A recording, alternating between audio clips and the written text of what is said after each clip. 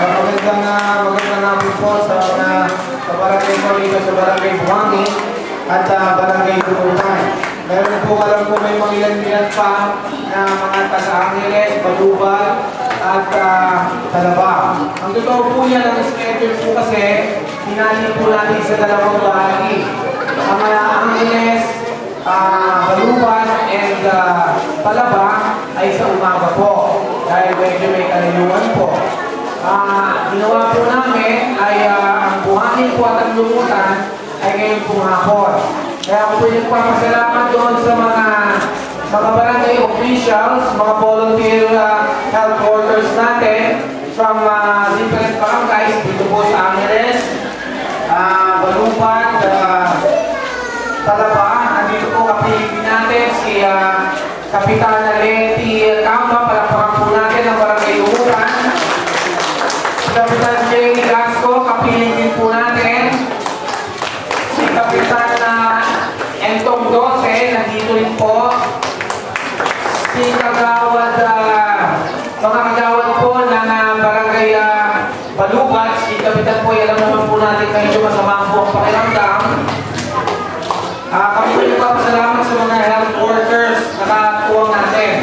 Pero habang tayo po ay patuloy na nag-medical mission, gusto ko po makipakilala sa inyo kung sino po yung mga magagandang loob na mga doktor na tumutulong po sa pagkalusugan ng ating mga kababayan. Ang ating unang po pagsasalita ay ang chairman po ng The Beautiful Heart Foundation. Ito po ay sa Estados Unidos pa. At siya rin po ang chairman CEO ng ang Bata Musmus Movement.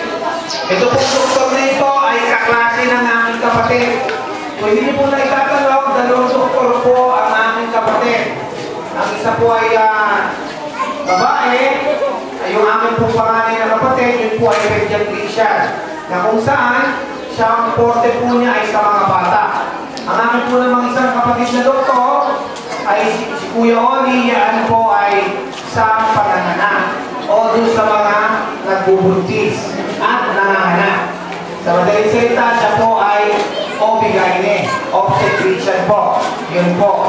So, dalawa po kapatid kong doktor, ay di ako po, ay di ang pasyente sa mga kapatid. Ano po?